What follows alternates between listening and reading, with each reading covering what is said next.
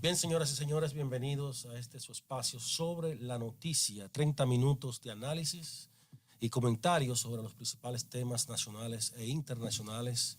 Hoy nos acompañan Israel y nuestro uno de los principales expertos en materia de derecho constitucional, profesor universitario, Gracias. Ricardo Rojas León, con quien vamos a compartir estos 30 minutos, aprovecharlo hasta donde pues el tiempo en televisión lo permita, ¿verdad, Israel? Así es. Bueno, bienvenido, doctor Gracias, Rojas Israel. León. Importante recibirle en momentos en que el país está inmerso en una discusión trascendental. El tema relacionado con la reforma constitucional a nadie lo deja indiferente, porque puede ser que alguien esté a favor o en contra, pero ya sobre una posición. Y nosotros como periodistas damos seguimiento a estos temas permanentemente y venimos de una época en que se popularizó el concepto de ingenieros constitucionalistas, ¿lo recuerdan? Escuchar la opinión en medio de este proceso de personas que se han dedicado al estudio y a la enseñanza del derecho constitucional, para nosotros es de mucha trascendencia. Así que bienvenido a esta conversación en un momento en que hay una comisión bicameral de 27 congresistas que ya comenzaron los trabajos para estudiar el proyecto de ley que declara la necesidad de la reforma a la Constitución de la República. Así que bienvenido. Bueno, gracias. Para mí es un placer estar aquí con ustedes. Yo que soy asiduo televidente de este programa. Por obligación. Por obligación. Bueno, hay que comenzar porque vamos a repasar lo que pasó esta semana en la comisión bicameral. Es una comisión que es sui generis porque a pesar de que tiene 27 congresistas, tiene una gran presencia de legisladores. No solamente son los 27 miembros, sino que hay cerca de 30 o 40 han estado asistiendo. Y esta semana recibió al consultor jurídico del Poder Ejecutivo, Antoliano Peralta, quien esbozó los principales puntos de la reforma. Por supuesto, ahí también entran los comentarios, la posición de los opositores que entienden que se trata de una reforma innecesaria y que los puntos que ha presentado el Ministerio, el Poder Ejecutivo ya está consignado en la Constitución vigente. Pero me gustaría comenzar por ahí. Pero para edificar un poco tu pregunta, doctor, el presidente Fernández, sin duda alguna, la cabeza de los grandes críticos a este proyecto de reforma, terminó en esta semana señalando que sería necesario llevar, una vez se apruebe esta reforma constitucional, fíjate cómo va cambiando. Ya no habla de que no será necesaria. Ahora dice que tendría que pasar por el tamiz de un referendo aprobatorio. ¿Hasta dónde usted cree que esto puede ser cierto en términos legales, en términos constitucionales? Bueno, lo primero que nosotros debemos tener en cuenta es que una reforma constitucional es el resultado de una voluntad política, una intencionalidad política, que lógicamente se canaliza a través de los canales establecidos en la Constitución. El presidente Luis Abinader está tratando, entre otras cosas, de darle estabilidad en el tiempo a una regla de elección presidencial que ha sido permanentemente zarandeada, modificada, burlada por la clase política dominicana. Cuando usted analiza la historia de las reformas constitucionales, se va a encontrar que la inmensa mayoría, por no decir la casi totalidad de las reformas constitucionales en el país, tienen como finalidad modificar el periodo o la regla de elección del presidente de la República. Las últimas 4 reformas que tuvo o que ha tenido la República Dominicana han tocado el tema de la reelección. En el 94 se prohibió la reelección y se le descontaron 2 años a Balaguer. Solamente a Balaguer, no a los diputados, ni a los senadores, ni a los síndicos, ¿no? En medio de una crisis política, ¿no?, donde se alegaba que hubo un fraude colosal. En el 2002 se repuso la regla de reelección presidencial, ¿no? Se repuso o se instauró para que el presidente de entonces pudiera ser candidato en el 2004. En el 2010 se modificó la regla de reelección presidencial de 2 mandatos y nunca jamás por la reelección intermitente. O sea, usted es presidente hoy, mañana no puede ser candidato, pero puede volver después de 4 años. Es una especie de reelección intermitente e indefinida. Y luego, en el año 2000, bueno, en el 2010 y en el 2015... Pacto de las corbatas azules. Exacto, Sí. que fue... Eso fue, el 2010 fue el pacto de las corbatas azules. Y en el 2015 fue la reunión en Metro Country Club. Estuvo ahí ese día. Sí. Ahí se decidió, lo decidió el partido de gobierno, lógicamente contó con el apoyo de otras organizaciones políticas, se modificó la constitución y se rescató el 2 mandatos y nunca jamás. En el 2019, el país estuvo a punto de una crisis política por el intento de volver a modificar el artículo 124 de la Constitución. Entonces nosotros tenemos un problema en República Dominicana alrededor del tema de la reelección presidencial. Tenemos un grave problema. Y lo que esta reforma busca al plantear la petrificación de esas reglas es, digamos que, darle estabilidad en el tiempo. ¿No? Darle estabilidad en el tiempo para que mañana un presidente con la mayoría que tiene hoy el presidente Abinader no se le ocurra, bueno, vamos a modificar eso porque yo quiero seguir siendo presidente. Al final eso es lo que persigue la reforma. Sí. Además de fortalecer la independencia del Ministerio Público, impedir que los funcionarios electos modifiquen la Constitución para beneficiarse, ¿no? Y todo lo relativo a la unificación de las elecciones y la reducción de la matrícula. Pero en lo que tiene que ver con el referendo, no hay, en este caso, no hay una modificación de un procedimiento y, por lo tanto, no existe obligatoriedad de ir a referendo. Las opiniones están divididas, como es normal. Hay que tener en cuenta también que varias fuerzas de la oposición están en contra de la reforma desde el primer principio. O sea que entendamos que los argumentos que se apilan, ¿no? Son argumentos tendentes a desacreditar o a plantear dificultades a la reforma. Yo recomiendo que ustedes se lean el artículo de hoy de Flavio Darío Espinal. Flavio Darío Espinal reconoce que no se previó un procedimiento para el establecimiento de cláusulas pétreas en la Constitución. Interesante. Ahora, ¿qué dice Flavio? La opinión de Flavio es, aunque no está establecido que esto tenga que ir a referendo, dice él, yo entiendo que tiene que ir a referendo para darle fortaleza, para impedir que en el futuro otra generación modifique esta regla de 2 periodos y nunca jamás. Eso es lo que dice Flavio. Léanse el artículo de Flavio.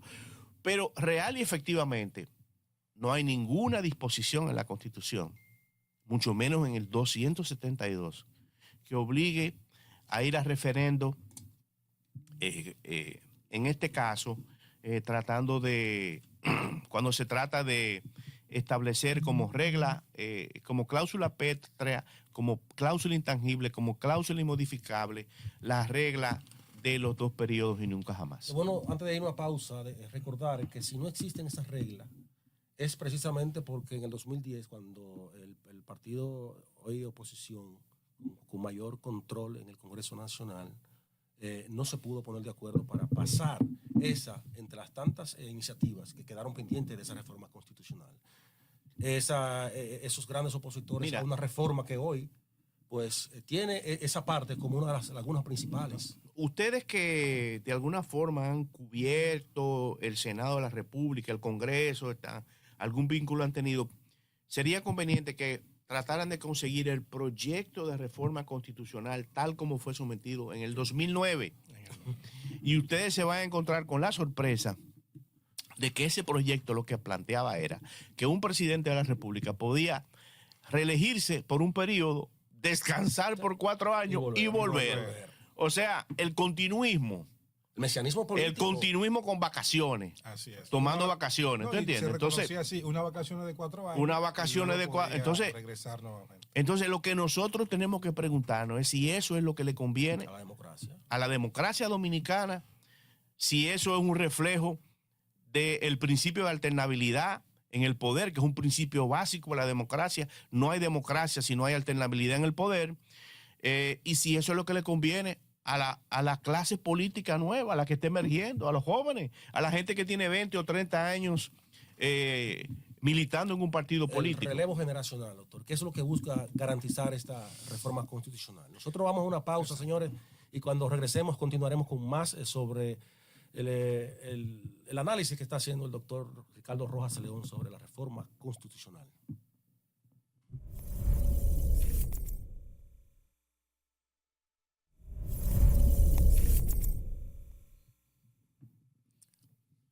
Continuamos con más en esta interesantísima conversación con el doctor Ricardo Rojas León sobre este proyecto de ley de reforma que declara la necesidad de la reforma constitucional. Y por lo conversado anteriormente, entonces podemos subrayar que hay muy poca fe en la palabra del presidente que dice que no va, que no se va a repostular. Bueno, de lo que dijimos anteriormente no se deduce eso. O sea, existe en el ambiente político. En el ambiente político. Sí, pero no se deduce de lo que conversábamos. No. Exacto. Exactamente. Eso es producto, doctor, de la desconfianza que ha generado históricamente los políticos y que el presidente Luis Abinader ha tratado de curarse en salud. Exacto. Eso sí podemos decir. Tratando de bueno, mira, el tema es el siguiente. Cuando el presidente anuncia la reforma, sectores de otros litorales políticos comenzaron a decir que él lo que quería era reelegirse, ¿no? Que quería reelegirse, que no quería ningún candado. Y lógicamente eso conecta con una tradición que surgió en la época de Balaguer, cuando Balaguer decía que él estaba muy viejo, que era muy prematuro, que no era el momento para hablar de la reelección, y finalmente siempre se presentó como candidato. Claro, que estaba un paso en esa época Balaguer, la reelección no estaba prohibida en la República Dominicana. O sea, usted se podía reelegir cuantas veces quisiera, ¿no? Pero yo pienso que en este caso el presidente Abinader ha sido muy claro. Lo primero que dijo cuando pronunció su discurso al conocerse los resultados electorales, después que anunció después que dijo que lo llamaron los dos principales candidatos de la oposición para felicitarlo, lo primero que dijo era que iba a modificar la Constitución para darle estabilidad a estas reglas, para que nadie con el enorme poder que hoy tiene el partido de gobierno, el partido oficial, se atreva en el futuro a cambiar esas reglas, ¿no? Fomentando el clientelismo. Y lo dijo también cuando asumió la presidencia de la República, este segundo mandato, el 16 de agosto. O sea que es cierto, en el subconsciente del dominicano existe la desconfianza, ¿no? De si un presidente va o no va. Exacto. Siempre va a quedar eso como por ahí guardado, que se activa cuando un presidente dice que no va, pero en este caso yo creo que el presidente con esta propuesta de reforma está dando, digamos que cierre, ¿no? Sí. A esa creencia evidentemente muy extendida, esa sospecha que tiene el dominicano de que cuando un político dice una cosa, realmente es otra. ¿Cómo es que dicen los abogados? ¿Duda razonable? Permítame entonces leer la disposición transitoria 21ª. Dice: el presidente de la República electo el tercer domingo de mayo del 2024 nunca más podrá presentarse al mismo cargo ni a la vicepresidencia de la República. Ahí está. Sí, yo creo... Es para mí, o sea, desde el punto de vista normativo es innecesario, porque la presidencia del presidente Luis Abinader, de esta segunda presidencia, se rige por lo establecido en el 124. O sea, ya a él se le aplica el nunca jamás. Pero, doctor... Ya se le aplica. Ahora, esto que Israel acaba de leer, del transitorio 21º o 21, es una reiteración del compromiso del presidente con su palabra de no volver a aspirar a la presidencia de la República. Y lo está dejando constar en la Constitución que él y su partido quieren modificar. Así es, así es. Doctor, otro punto que queremos abordar dentro del proceso de reforma constitucional, la anuencia de Israel, es el tema del Ministerio Público y ese grado de independencia que el presidente Luis Abinader pues, ha encargado de querer endosar a un órgano tan importante para la nación como es la Procuraduría General de la República. Sin embargo, vemos que dentro de la propuesta, pues ha venido una propuesta que, bueno, en principio yo mismo no me la esperaba. Solo 2 años. Pretende darle una inamovilidad de solo 2 años. O sea, ¿hasta dónde esto concretiza el deseo, el espíritu del presidente Luis Abinader de llevar no solo cierto nivel de estabilidad, sino que con esto se pueda luchar desde ese órgano del Estado con efectividad contra la corrupción, uno de los grandes problemas históricos de nuestra nación? O sea, 2 años es suficiente para garantizar ese nivel de estabilidad. Mira, lo ideal hubiese sido que el proyecto consignara los 4 años como originalmente se anunció. Ahora, tengamos en cuenta que todavía esto no está en discusión. Este proyecto de ley de convocatoria no está en discusión y nada impide que mañana en la Asamblea estos 2 años finalmente se conviertan en 4 años. ¿No? Porque la Asamblea no está atada. La Asamblea va a discutir los puntos que está proponiendo el presidente de la República. Eso es lo que la Asamblea va a discutir y que van a estar enmarcados en el proyecto de reforma. El proyecto de reforma puede ser incluso modificado. Pero cuando el proyecto de reforma sea convertido en ley, la Asamblea Nacional Revisora tiene que atenerse al marco que le establece la ley. No quiere decir que no pueda subir a 4 años, a 6 años. Pero dentro del mismo tema. Pero dentro del mismo tema. Lo que no puede traer por las greñas otro tema. ¿Entiendes? Okay. Claro. En el constitucionalismo local hay gente que entiende que la Asamblea es soberana. Eso iba. No, hay gente que entiende que la Asamblea es soberana, que ese es el poder constituyente que revive, que renace, ¿no? Que sale de su tumba. Pero la doctrina mayoritaria entiende que estamos en presencia de un poder constituyente constituido, derivado, secundario, ¿no? Y que en esa virtud, al ser un poder constituido, no constituyente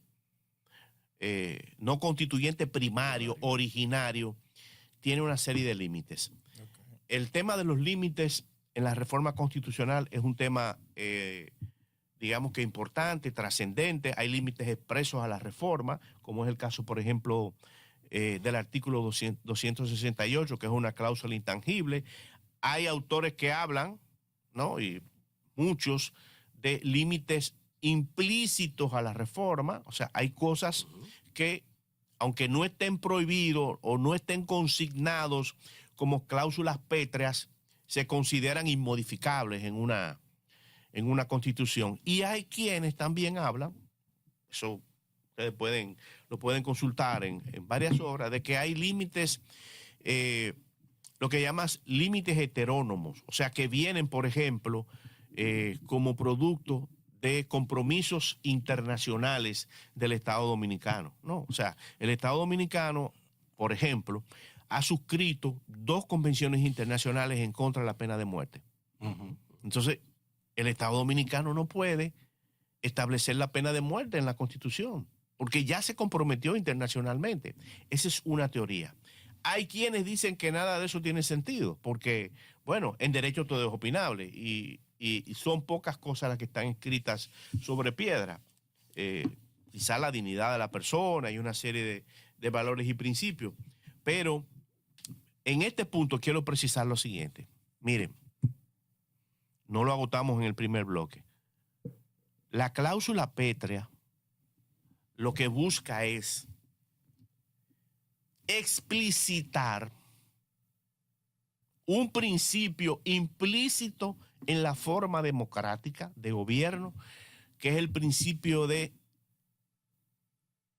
alternabilidad o de alternancia, como dice en otros lugares, ¿no? O sea, es un principio implícito. Si no hay alternabilidad, no hay democracia. No hay democracia. Y lo que estamos haciendo, repito, es ese principio implícito lo estamos explicitando en la cláusula pétrea.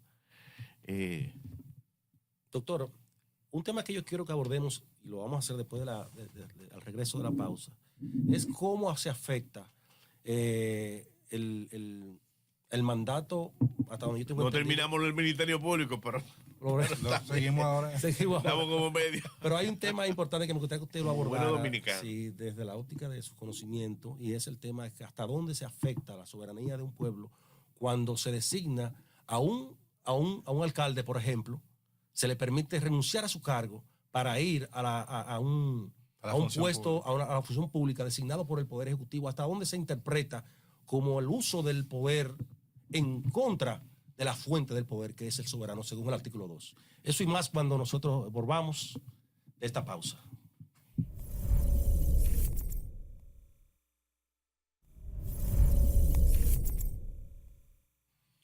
Bien, señores, nosotros continuamos con este análisis profundo sobre el tema constitucional a cargo del doctor Ricardo Rojas León.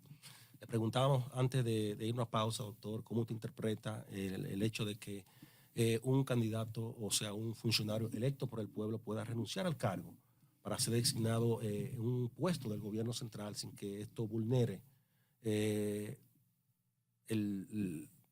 poder expreso o la delegación que hace el voto popular en un funcionario? ¿Cómo se puede separar una cosa de la otra? Te voy a explicar cómo se puede separar. De un cargo público y de elección, tú puedes salir de varias formas. Si tú mueres, deja de ejercerlo, evidentemente, y además si tú renuncias. El hecho de que tú hayas sido candidato a una posición, ¿no? Una posición electiva, no te obliga a permanecer en el cargo. O sea, tú perfectamente puedes mañana renunciar. O sea, no hay nada que te impida.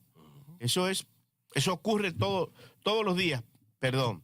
Ahora, oye, ¿cuál es el tema? El tema que se ha presentado no es un tema que tenga que ver con soberanía popular ni nada de eso. Es un tema de que hay una laguna en la ley que no prevé un caso como este. Pero bueno, yo le voy a decir lo siguiente. Así es.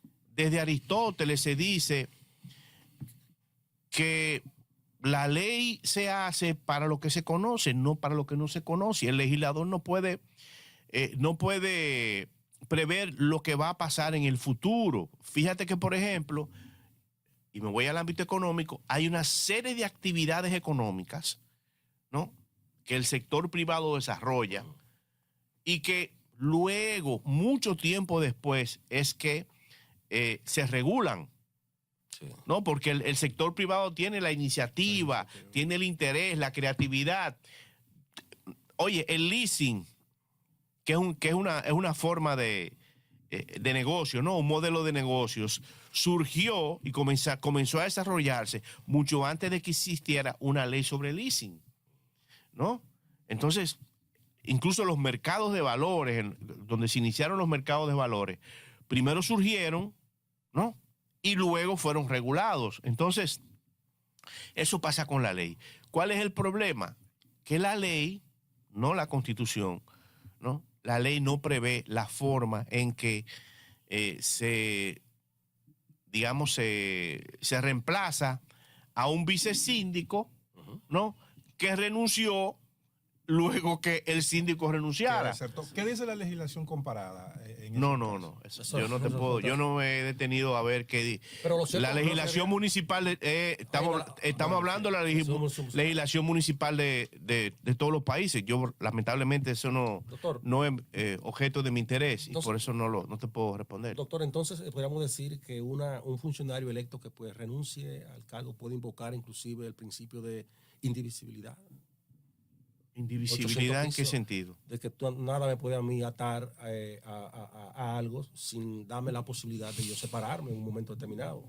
815 del Código Civil.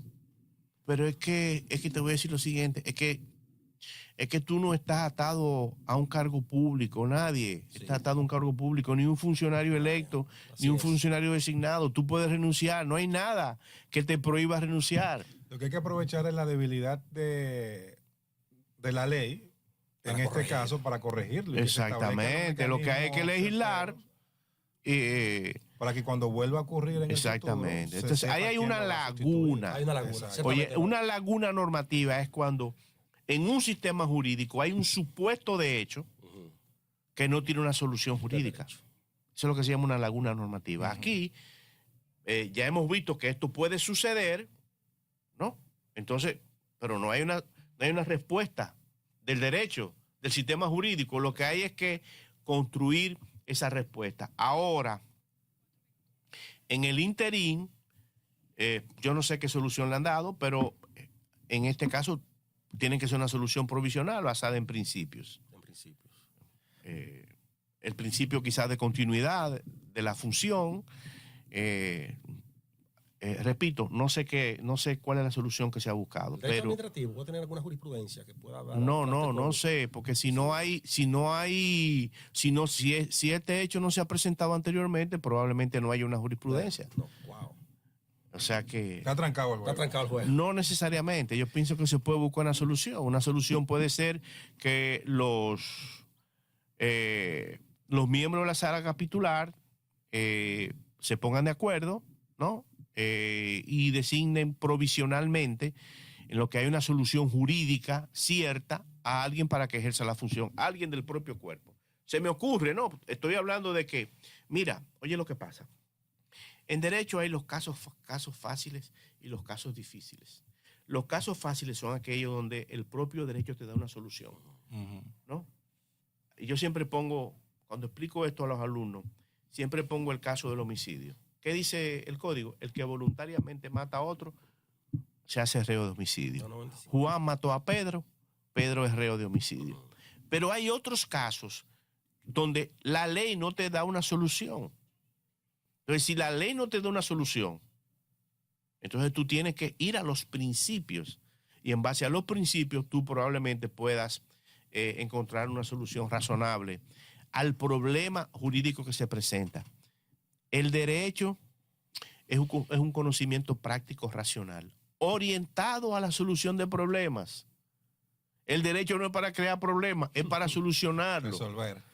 Es para solucionar problemas. Entonces, hay una serie de soluciones que ya están establecidas en las leyes, en la Constitución, ¿no? Pero hay otras que no. Entonces, cuando no hay una solución, tú tienes que ir a los principios. Hay muchos casos que se han resuelto en base a principios en la jurisprudencia comparada. Sí, yo recuerdo, creo que en el capítulo 15. Los principios son una fuente del derecho. Sí, tiene razón. La costumbre es una fuente del derecho. Sí, la tradición. El principio de la utilidad ¿Entiendes? social, consagrado creo que en el párrafo 15 del artículo 40, tomando en cuenta lo que usted acaba de decir, de que la sala capitular se reúna y en función de ese principio designar un alcalde. Esa puede ser una solución, parece. Puede ser que haya otras. Sí. Aquí estamos conjeturando. Conjeturando. O sea, si no hay una solución en la ley, vamos a construir esa solución en base a una serie de principios, ¿no? Lo que los principios tienen que ser consistentes con la solución. Sí. O sea, tú no puedes invocar un principio que no aplique no para la aplique. solución. Pero qué curioso que hubo una constitución que sí establecía una vía, que decía que era, cuando se presentaba ese tranque, debía ser designado por el presidente de la República. Y luego entonces se modificó y se eliminó eso. Que regularmente las cosas como que se dan igual o se van mejorando, pero en esta vez como que Bueno, no se previó. no se previó. No se previó. Eso fue se modificó la Constitución del 2010. La Constitución del 2010 se rehizo completamente. Se rehizo. Fíjate que hay una serie de leyes que desarrollan la Constitución que ni siquiera se han presentado. O sea, Es que el legislador nunca se imaginó que iba a renunciar un alcalde.